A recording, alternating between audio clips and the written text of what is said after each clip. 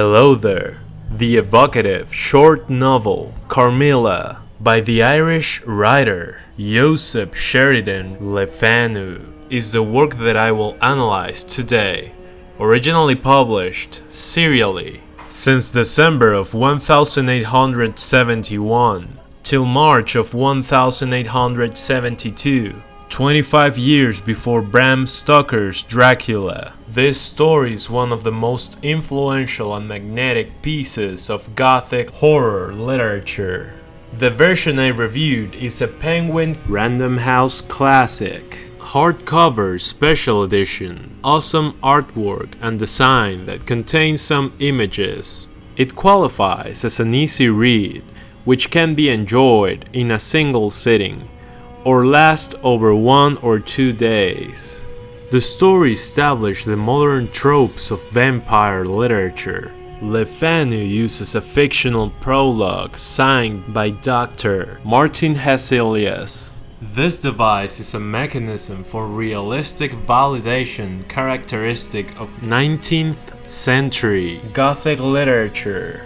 By pretending that the text is a clinical case or a real document, the author reduces the reader's resistance to the fantastic, lending of an ear of scientific objectivity to vampire folklore. Unlike visceral or shock-based horror, Le Fanu masters psychological horror and suggestion. The threat is not built on explicit violence, but on morbidity and languor. The somatic symbiosis develops alongside Laura's physical decline, which progresses in parallel with her philosophical fascination with Carmilla.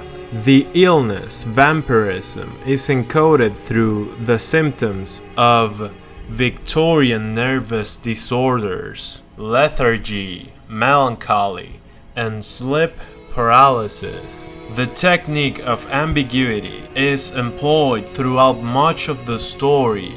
The horror operates in the realm of the ominous, that which should have remained hidden but has come to light, leaving the reader to wonder whether the nocturnal attacks are real or merely dreamlike projections, and the protagonist's repressed anxieties. The subtext is the greatest thematic achievement of Carmilla, is the introduction of sapphic erotism as the driving force behind the conflict. In Victorian England, same-sex desire was an absolute taboo. Le Fanu uses the figure of female vampire as a metaphor for sexual transgression.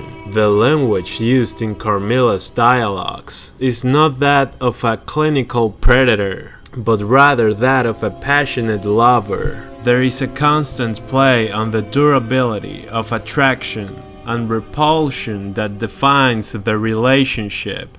Laura is horrified by Carmilla's nature, yet at the same time feels a profound sense of submission, an erotic epiphany.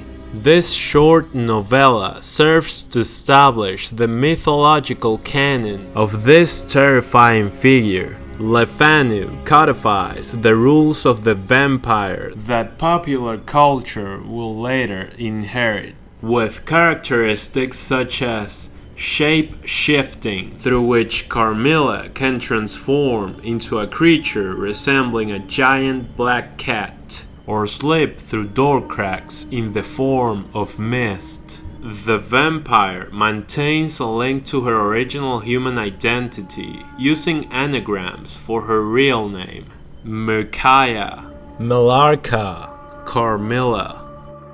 The creature leads a double social life. The monster does not live in isolation in a crypt. It infiltrates the aristocracy using etiquette, refinement, and beauty to lower its victims' defenses. Carmilla is a masterpiece of narrative economy. In fewer than 100 pages, Le Fanu not only perfects the use of the Gothic atmosphere, but elevates the folkloric monster to the status of psychological mirror. It is essential reading for understanding the transition from classical Gothic, based on ghosts and ruined castles, to modern Gothic, centered on the hidden impulses of the human mind.